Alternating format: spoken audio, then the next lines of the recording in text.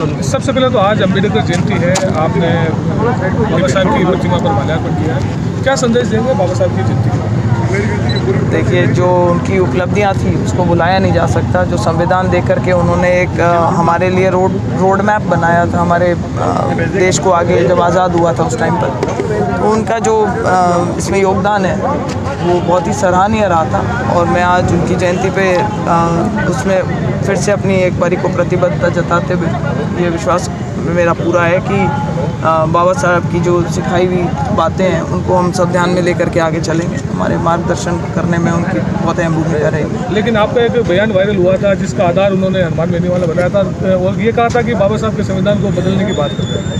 ये उनका झूठा एक आरोप था। अगर आप खुद देखेंगे उस वीडियो में ऐसा कुछ भी नहीं था। और उसके बाद वैसे भी क्योंकि इनको ऐसी वोट चाहिए था, इसलिए इन्होंने इस तरीके की बातें फैलाई कि रिजर्वेशन हटाने की बात है और अगर भारतीय जनता पार्टी की 400 सीटें आती है तो ये रिजर्वेशन को हटा दें। उसके बारे में अभी हाल ही में कल शायद अमित शाह जी ने और परसों मोदी जी ने भी उसके अंदर अपना एक क्लैरिफिकेशन साफ साफ दे दिया कि बोले जब तक हम हैं तब तक संविधान को कोई खतरा नहीं है। और मोदी जी ने तो यहाँ तक कह दिया कि बाबा साहब स्वयं भी अगर आ जाएं तो भी इसको नहीं हटाया जा सकता। इतनी हमारे संविधान में इतनी ताकत है।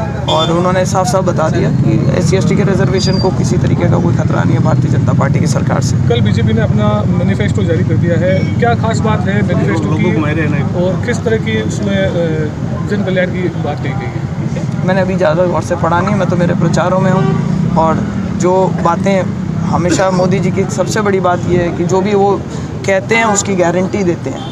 तो मुझे पूरा विश्वास है कि सभी चीज़ें जो करेंगे वो जन कल्याणकारी करेंगे, इसमें कोई दो राय नहीं है। मैं एक सवाल इसी आपके माध्यम से हमारे जो सामने कैंडिडेट है हनुमान बेनीवाल जी से भी पूछना चाहूँगी कि क्या उन्होंने 2011 फरवरी में कोई लेटर लिख करके दिया था क्या कि आरक्षण के विरोध में?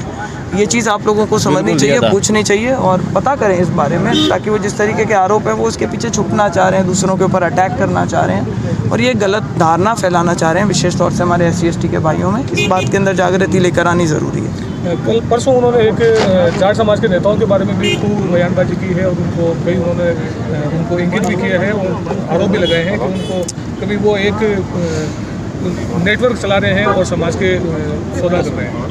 ये हनुमान बेनीवाल जी ज़्यादा अपने आप को समाज का ठेकेदार बताते हैं। और आज जब समाज के लोग उनके विरोध में बोलने लग रहे हैं और दूसरी पार्टी को हमारे को समर्थन दे रहे हैं तो उसके ऊपर वो आरोप लगा रहे हैं, चाहे वो राजा राम मील हों, चाहे वो लाठर साहब हों। और यहाँ तक कि उन्होंने तो संवैधानिक पद पे बैठे हमारे समाज से आते हैं और बहुत आदरणीय है। धनखड़ साहब के भी विरोध में उन्होंने इस तरीके की टिप्पणियाँ की है जो शोभा नहीं देती। धनखड़ साहब ने पहले सड़कों पे और उसके बाद कोर्ट के अंदर जाटों के आरक्षण की जो लड़ाई थी उसको लड़ा था। और अगर वो उन्हीं को नहीं बख्शते रहे तो मुझे समझ में नहीं आता कि वो समाज के अपने आप को कैसे बता सकते हैं कि भाई मैं जाट समाज के लिए विशेष तौर से काम करता हूँ। ये लोगों को, चाहे SC/ST के वर्ग के लोग हों चाहे जाट समाज के लोग हों, उनमें जागृति आने लग रही है और इससे वो बरगला करके ऐसे अनर्गल बयानबाजी कर रहे हैं। ठीक।